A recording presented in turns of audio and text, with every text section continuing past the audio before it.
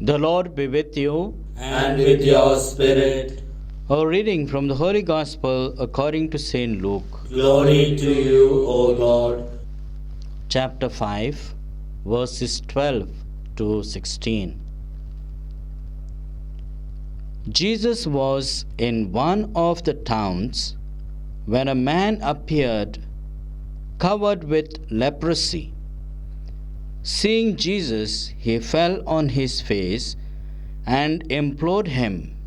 "Sir," he said, "if you want to, you can cure me." Jesus stretched out his hand, touched him, and said, "Of course, I want to. Be cured." And the leprosy left him at once.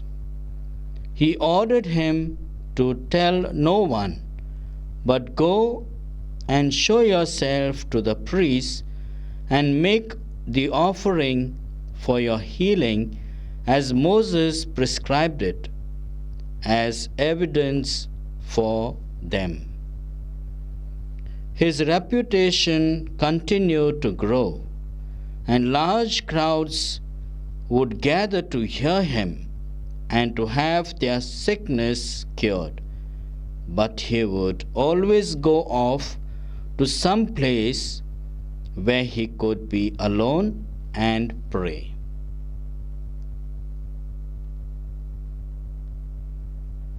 The Gospel of the Lord. Praise to you, Lord Jesus Christ. Dear brothers and sisters, all of us have some type of sickness or the other. There is no one on this earth who is without sickness or illness. That means we all need Lord's healing touch. We all need the presence of our Lord in our lives. We cannot forego God from our lives. When Jesus was there by himself, a man with leprosy fell on his face before Jesus. And he said, "If you want, cure me. If you want, cure me."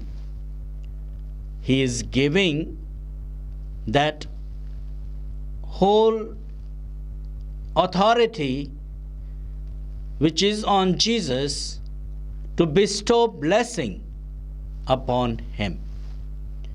He does not force Jesus to heal him, but he says, "If you want, Lord, you heal me, you cure me."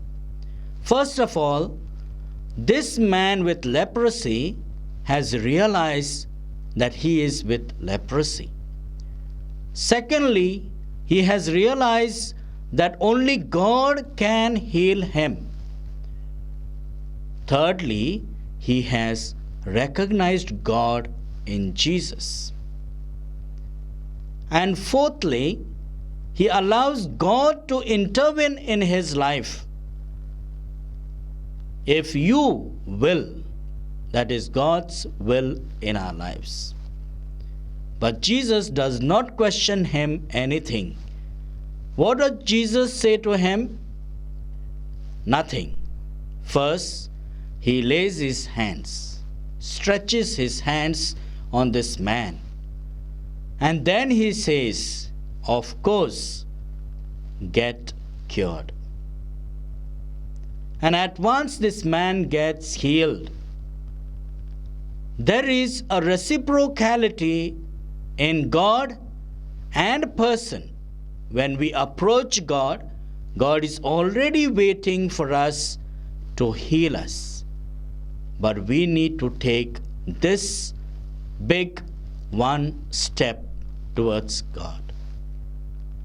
Jesus straight away stretches his hands on the leper and says, "Yes, be cured."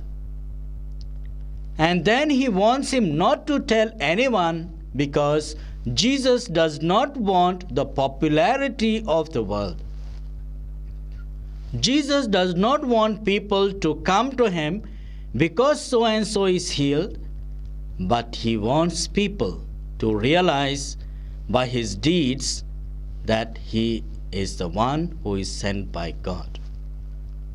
When he tells this leper, "Go and show yourself to the priest through the sacrifice which Moses has stipulated for this offering that you need to give," and Jesus moves away. He remains alone and he prays to God. My dear brothers and sisters, we need to remain away from the worldly affairs and we need to be with God. Here Jesus emphasizes to each one of us that prayer is very primary in our lives. As much as work we may do, so much and even more we need to be with the Lord. We need to be in prayer. My dear brothers and sisters, as we have seen in Luke chapter 5, verses 12 to 16, that God's mercy has come at just one request of this man. And how much more if we keep on knocking at the door of the Lord. My dear brothers and sisters, I humbly request you to trust in the divine providence, to trust in God, His ways, His healing, and all that He does in our day-to-day life. Rely on His help and everything will change. God will work straight on crooked lines. And God has His own way of communicating with us His love, concern, and affection. Let us, my dear friends, seek for God's healing by our trust in Him. Amen.